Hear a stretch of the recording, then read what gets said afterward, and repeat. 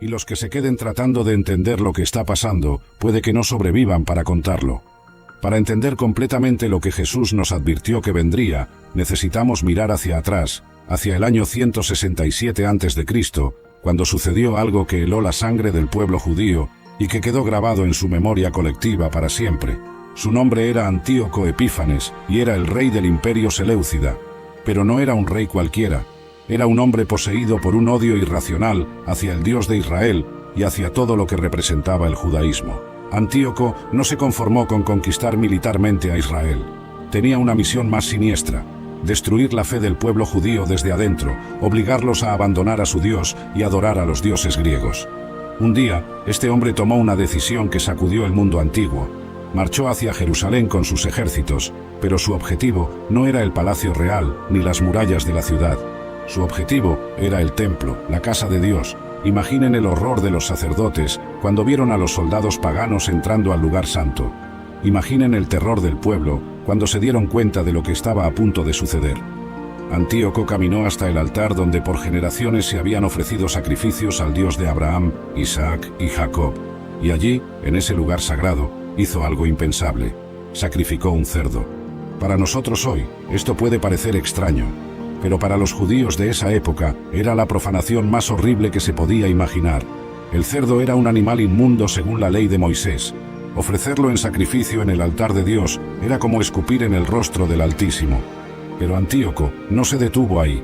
Construyó un altar a Zeus, el dios griego, dentro del templo mismo. Convirtió la casa de Dios en un templo pagano. Transformó el lugar de adoración en un centro de idolatría.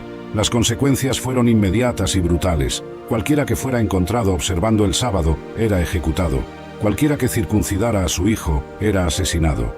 Las copias de las Escrituras fueron quemadas en las calles. La persecución fue tan intensa que muchos judíos pensaron que era el fin del mundo. El profeta Daniel había profetizado sobre esto, pero vivirlo era otra cosa completamente diferente. Durante 3 años y medio, el templo estuvo profanado. Durante 3 años y medio, los sacrificios diarios cesaron. Durante 3 años y medio, pareció que Dios había abandonado a su pueblo. Pero aquí está la parte que me da escalofríos. Jesús, cuando habló de la abominación desoladora, no estaba hablando solo de lo que Antíoco había hecho. Estaba hablando de algo que haría que lo de Antíoco pareciera un ensayo menor. Daniel capítulo 11, versículo 31 profetizó sobre Antíoco, pero Daniel también vio más allá, hacia un futuro más lejano. Vio a alguien que haría que Antíoco pareciera un amateur en comparación. Por eso Jesús pudo usar la profecía. Señor Jesús, tú mismo dijiste: yo soy la luz del mundo. El que me sigue no andará en tinieblas, sino que tendrá la luz de la vida. Estas palabras son tan poderosas, tan llenas de promesa. Tú eres mi luz. Donde tú estás, no puede haber oscuridad. Donde tú brillas, toda tiniebla tiene que huir. Gracias, Jesús, porque tu luz ha disipado las tinieblas del pecado que me separaban del Padre. Había un muro tan grande entre Dios y yo, un abismo tan profundo. Pero tú, con tu sacrificio en la cruz, rompiste ese muro. Tu sangre me limpió. Tu luz entró en mi vida y todo cambió. Tu luz, Señor, también ha disipado la confusión de mi mente. ¿Cuántas veces he estado tan confundido, sin saber qué camino tomar, sin saber qué decisión es la correcta? Pero cuando tu luz brilla en mi entendimiento, todo se aclara. Tú me guías. Tú me muestras el camino que debo seguir. Padre bueno, tu luz ha disipado la desesperanza que trataba de apoderarse de mi corazón. Ha habido momentos en los que he sentido que ya no hay salida, que las cosas nunca van a mejorar. Pero tu luz trae esperanza. Tu luz me recuerda que contigo todas las cosas son posibles. Tu palabra dice en Juan capítulo 1 versículo 5: la luz en las tinieblas resplandece, y las tinieblas no prevalecieron contra ella. Señor, esta es una verdad tan gloriosa. Tu luz es más fuerte que cualquier oscuridad. No importa qué tan grande sea la tiniebla que enfrento, tu luz es mayor. Tu luz siempre gana. Reconozco, Padre, que yo no resplandezco con luz propia. No es por mis fuerzas, no es por mi bondad, no es por mis méritos. Es tu gloria la que ha nacido sobre mí. Es tu luz la que brilla a través de mí. Yo solo soy un reflejo de tu resplandor, como la luna que no tiene luz propia, pero refleja la luz del sol. Así soy yo, Señor. Sin ti, estoy en oscuridad, pero cuando tu luz brilla sobre mí, entonces yo también puedo brillar. Entonces, yo también puedo reflejar tu gloria en este mundo. Dame ojos espirituales, Padre, para reconocer que Cristo es mi luz permanente, que no importa cuán oscuras parezcan las circunstancias alrededor, no importa cuántos problemas enfrente, no importa cuántas crisis sucedan en el mundo, tú eres mi luz, y esa luz nunca se apaga. Las circunstancias externas pueden cambiar. No es un vacío, no es una ausencia de palabras, es una presencia palpable, una atmósfera tan densa con la paz de Jesús, que asfixia a los demonios de la falsedad que la otra persona alberga. Tu silencio no pasa desapercibido porque no es pasivo. Es un acto de guerra espiritual, mientras ellos esperan un grito para poder justificar el suyo. Tú les ofreces una calma que los deja sin armas, obligándolos a escuchar el estruendo de su propia conciencia culpable. Es como cuando Jesús fue llevado ante Pilato. El gobernador romano, acostumbrado al poder y al ruido, se sintió profundamente perturbado por el silencio majestuoso del Señor. Juan 19:9. Ese silencio no era de un reo común, era el silencio del juez de toda la tierra. Un silencio que ponía en evidencia la insignificancia del poder terrenal. Tu silencio, cuando está anclado en Dios, hace exactamente eso. Revela la verdad sin necesidad de pronunciar una sola sílaba y obliga al otro a confrontarse no contigo, sino con el eco de sus propias acciones. Eres un espejo del alma, elegido, pulido por las manos del Señor mismo. Y esto es algo que debes comprender con sumo discernimiento para no caer en la trampa del orgullo. Cuando alguien se para frente a ti, no te ve a ti en realidad. Ve un reflejo de su propio estado espiritual, sin filtros ni máscaras. Si su corazón está lleno de amargura, verá en tu paz una afrenta. Si su mente es un torbellino de ansiedad, tu serenidad le parecerá una provocación.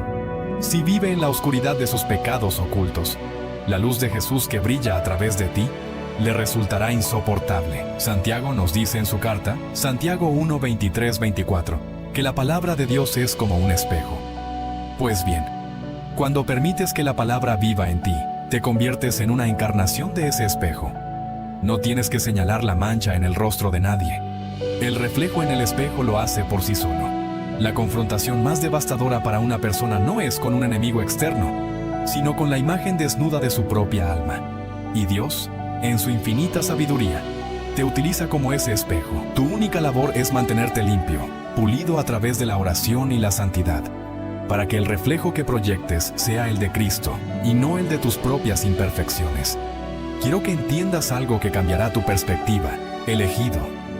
A veces, el acto de poder más destructivo para un imperio de mentiras es simplemente darle la espalda y marcharte. Puedes tocar y transformar el corazón más endurecido sin decir una sola palabra, porque lo que verdaderamente aniquila las estructuras del enemigo no es tu furia, es tu ausencia divinamente ordenada. Lo que transforma no es el enfrentamiento directo, es la energía de paz y verdad que dejas o que te llevas contigo. Metidos con convicción hasta que se convierten en su verdad. El éxito se vuelve fácil cuando usted convierte la disciplina en un hábito diario y no en un esfuerzo ocasional. La mayoría de los hombres fracasan no porque no sepan qué hacer, sino porque no lo hacen con constancia. Saben que deben cuidar su salud, pero lo posponen. Saben que deben ahorrar e invertir, pero gastan en lo innecesario. Saben que deben enfocarse en su crecimiento, pero se distraen con lo inmediato. El conocimiento sin acción diaria no cambia nada. Lo que transforma su vida es practicar la disciplina todos los días, incluso cuando no tiene ganas, incluso cuando está cansado, incluso cuando parece que no vale la pena. Esa práctica constante es la que lo distingue del resto. Porque cualquiera puede ser disciplinado una semana, pero pocos pueden sostenerlo por años. La disciplina diaria se construye en lo simple. No necesita empezar con sacrificios gigantescos. Necesita empezar con pequeños compromisos cumplidos con rigor. Levantarse a la hora que decidió, cumplir con su agenda sin excusas, terminar lo que comenzó, mantener el orden en su entorno, cuidar su cuerpo y su mente como si fueran la base de su éxito. Estas acciones parecen pequeñas, pero cada una es un voto por la identidad de un hombre disciplinado. Y cuando repite suficientes votos en esa dirección, su carácter se transforma. Usted ya no necesita pensar demasiado para ser disciplinado. porque la disciplina se convierte en su manera natural de vivir. Lo más difícil de la disciplina es al inicio, cuando la tentación de volver a lo fácil lo persigue constantemente.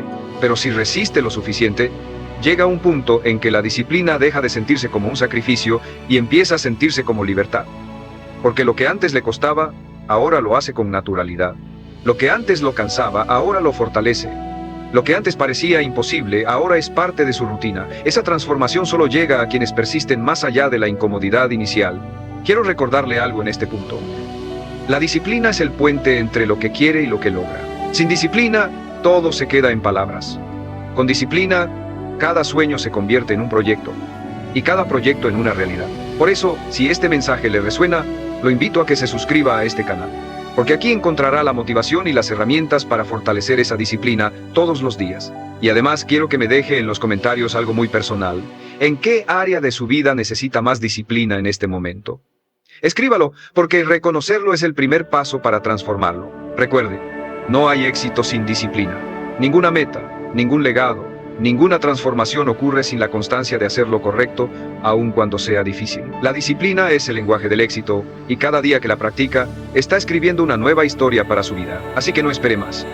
Empiece hoy a vivir con disciplina, y pronto descubrirá que lo que parecía imposible se vuelve sencillo, porque su carácter ya está entrenado para lograr. El éxito se simplifica cuando entiende que no se trata de grandes explosiones de esfuerzo, sino de hábitos pequeños repetidos con consistencia. Y entre todos los hábitos hay uno que multiplica a los demás. La planificación diaria.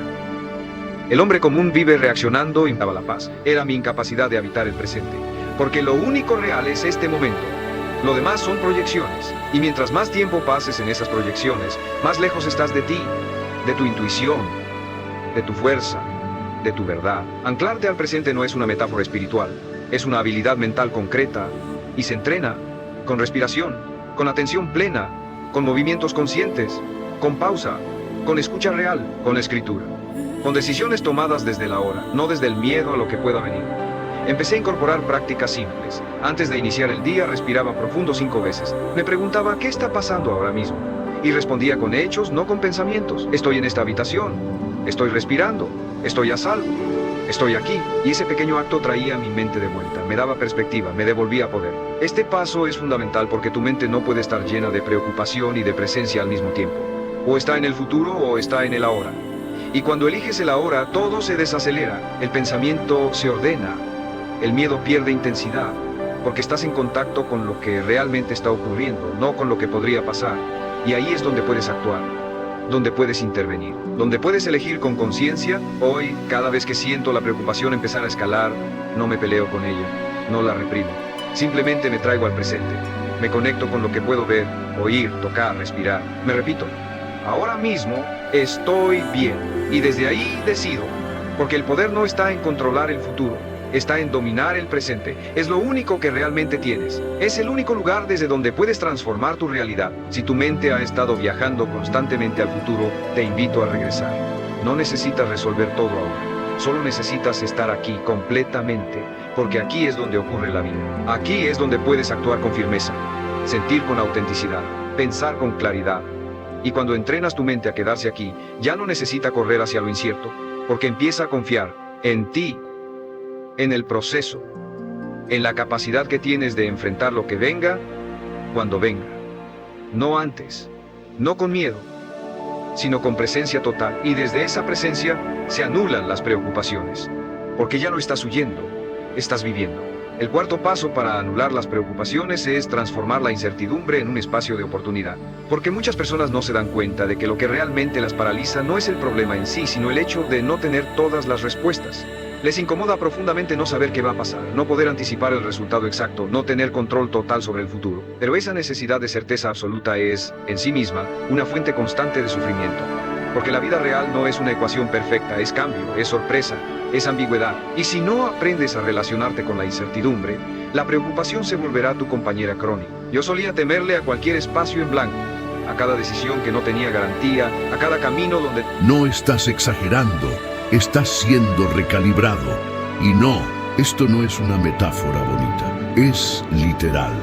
Durante las etapas finales del despertar espiritual, tu cuerpo físico, mental emocional y energético entran en una fase intensa de ajuste multidimensional. Tu alma ha estado atrapada mucho tiempo, en una frecuencia más baja, pero ahora está recibiendo descargas de luz, códigos sagrados, vibraciones superiores que están reconfigurando tu sistema completo. Y eso, querido elegido, no es un proceso suave. Lo que sientes como explosiones de energía. Esos momentos en los que podrías correr una maratón, tener 1000 ideas al mismo tiempo o sentirte más vivo que nunca, son en realidad oleadas de activación divina. Son ráfagas de conciencia pura que están despertando partes dormidas de tu ADN espiritual. Estás recordando dones que estaban ocultos. Estás reconectándote con fragmentos de tu alma que estuvieron perdidos en vidas pasadas. Estás subiendo de nivel, pero al igual que una computadora necesita reiniciarse cuando instala un nuevo sistema, tú también necesitas pausas extremas después de cada activación. Por eso, justo después de esa euforia sagrada, viene el colapso. El cuerpo no puede sostener de inmediato esas frecuencias. Tu sistema nervioso entra en modo de protección. Tu alma te obliga a descansar, a desconectar, a detenerte. Y aquí está el gran secreto que nadie te cuenta. Ese cansancio extremo no es debilidad, es integración. Estás integrando visiones, códigos, información que ni siquiera eres consciente de haber recibido conscientemente. Mientras duermes, mientras descansas, mientras crees que no estás haciendo nada, tu alma está trabajando a un nivel profundo, sellando nuevas estructuras de luz dentro de ti. ¿Has notado que a veces despiertas más cansado que cuando te acostaste? ¿O que ciertos sueños te dejan emocionalmente exhausto? Eso es porque estás viajando. Tu conciencia está siendo entrenada en otros planos para la misión que estás por asumir en esta realidad. Y entonces llega el momento incómodo. La mente no entiende. Quiere respuestas lógicas. Te exige funcionar como antes, pero ya no puedes operar con los mismos parámetros. Tu sistema ha cambiado. Y esto puede generar ansiedad, confusión, incluso culpa. Te preguntas, ¿por qué no tengo energía? ¿Por qué me siento tan inestable? Pero la verdadera pregunta es, ¿por qué esperas ser estable? En el extremo norte, hasta Beerseba, en el sur, el pueblo llegó para presenciar este momento histórico. El propio Salomón, vestido con sus ropajes reales más espléndidos, encabezaba la procesión. Al son de trompetas, arpas y címbalos, el arca fue levantada por sacerdotes consagrados. Bajo su cobertura de oro puro, resguardaba las tablas de piedra que Moisés había colocado allí en Horeb, donde el Señor hizo pacto con los israelitas tras su salida de Egipto. Con reverencia, ordenó Zadoque, mientras los levitas avanzaban con el arca: «Llevamos la presencia del Santo». La comitiva solemne ascendió a la colina del templo, avanzando lentamente entre la multitud que se postraba en adoración. Cuando los sacerdotes por fin entraron al lugar santísimo y depositaron el arca bajo las alas de los querubines, sucedió algo extraordinario. Una nube llenó el templo, la gloria del Señor manifestándose de forma tan intensa que los sacerdotes no pudieron quedarse para ministrar. La presencia divina había tomado posesión de su casa. Ante esta señal visible de la aprobación de Dios, Salomón se arrodilló sobre una plataforma de bronce en el atrio del templo, a la vista de todos los israelitas reunidos. Con las manos extendidas hacia el cielo, oró: «Señor, Dios de Israel, no hay Dios como tú, ni arriba en los cielos ni abajo en la tierra. Tú que cumples la alianza y la misericordia con tus siervos, que caminan de todo corazón delante de ti. Pero, ¿de verdad habitará Dios en la tierra? Los cielos, incluso los cielos más altos, no pueden contenerte. Cuanto menos este templo que he construido». La oración de Salomón continuó, pidiendo a Dios que escuchara las súplicas de su pueblo cuando oraran hacia este templo, en tiempos de guerra, sequía, hambre o exilio. Finalmente, bendijo a toda la asamblea de Israel.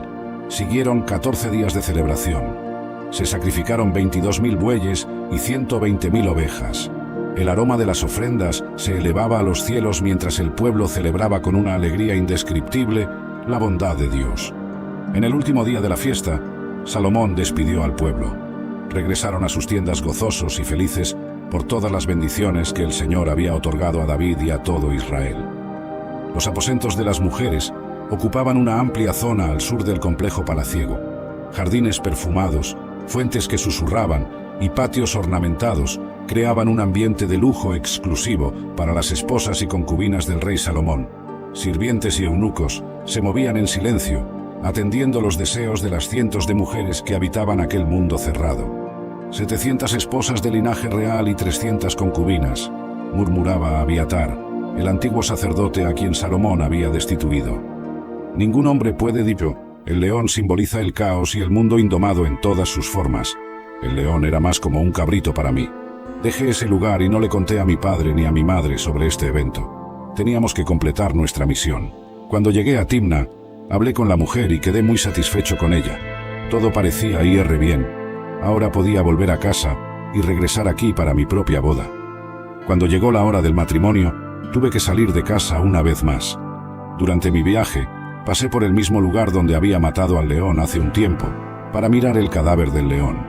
Y descubrí que un enjambre de abejas había hecho un poco de miel en el cadáver.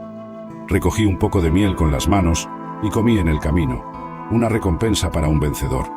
También le di un poco a mi padre y a mi madre, y ellos comieron. Pero aún no les conté que había sacado la miel del cadáver de un león.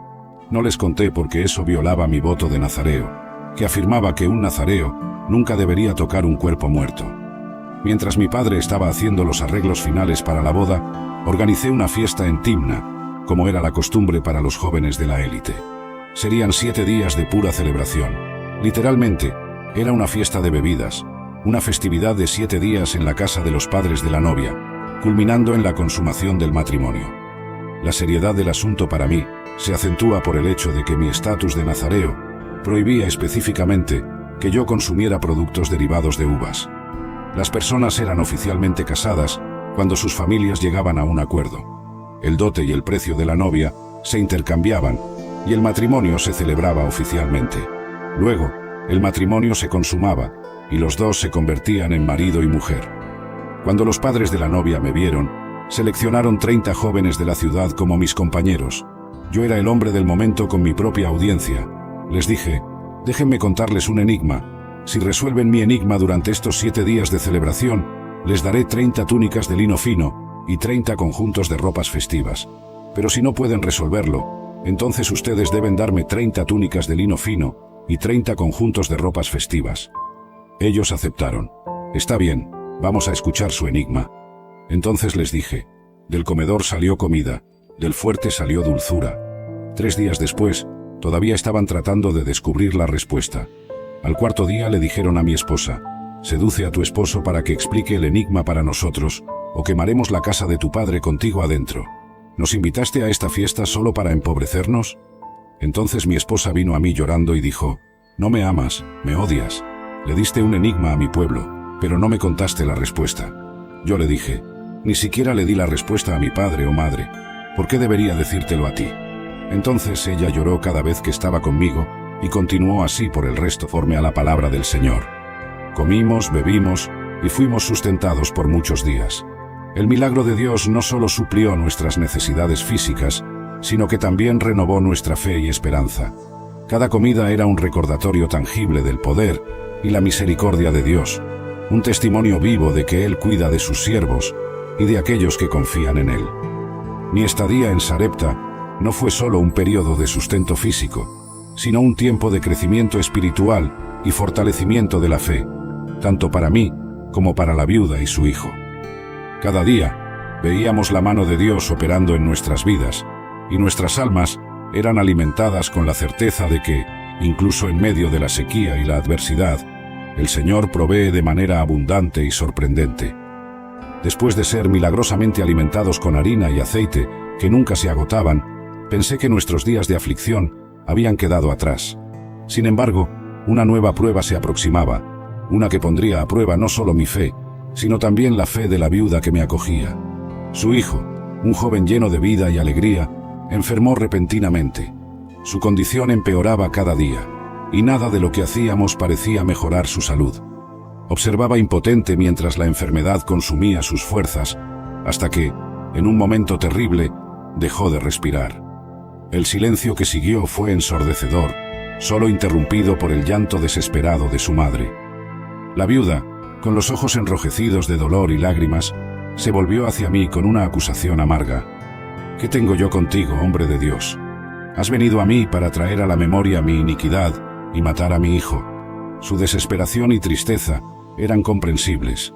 Yo, que había sido el portador de milagros, ahora parecía ser un heraldo de desgracia.